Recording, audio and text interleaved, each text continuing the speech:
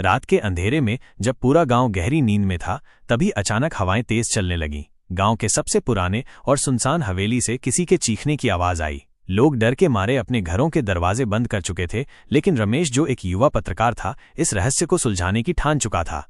रमेश ने कई बार सुना था कि इस हवेली में कुछ अजीब घटनाएं होती हैं। गांव के बुजुर्गों के अनुसार वहां कोई अदृश्य शक्ति है जो आने वालों को गायब कर देती है। लेकिन रमेश को इन बातों पर यकीन नहीं था। वो अपनी दोस्त रीना के साथ उस रात हवेली जाने का निश्चय करता है।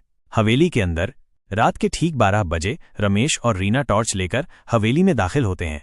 अंदर घना अंधेरा था, हर कोने से अजीब सी सरसराहट की आवाजें आ रही थीं। जैसे ही उन्होंने पहला कदम आगे बढ़ाया, दरवाजा जोर से बंद हो गया। रीना घबरा गई, लेकिन रमेश ने उसे संभाला। अचानक दीवारों पर लगे पुराने चित्र हिलने लगे और एक धीमी सी फुसफुसाहट सुनाई दी। तुम्हें यहां नहीं आना चाहिए था। दोनों की सांसें थम गईं। तभी सामने रखी एक पुरानी अलमारी अपने आप खुल गई और उसमें से एक पुरानी डायरी नीचे गिर गई। रमेश ने झट से डायरी उठाई और पढ़ने लगा। डायरी का रहस्य। डायरी में लिखा था कि यह हवेली पहले राजा विक्रम सिंह की थी, लेकिन एक विश्वासघाती मंत्री ने उन्हें मारकर उनकी संपत्ति पर कब्जा कर लिया। राजा की आत्मा बदला लेने के लिए भटक रही थी और जो भी इस हवेली में आता वो कभी वापस नहीं जाता। तभी एक जोरदार आवाज आई और सामने के कमरे से एक परछाई निकली। रीना चीख पड़ी, लेकिन रमेश ने हिम्मत नहीं हारी। उसने जोर से पूछा, आप कौन हैं? वो परछाई धीरे धीरे पास आई और कहा, मैं राजा विक्रम सिंह हूं। मेरे हत्यारे का नाम दुनिया को बताओ, तभी मेरी आत्मा मुक्त होगी।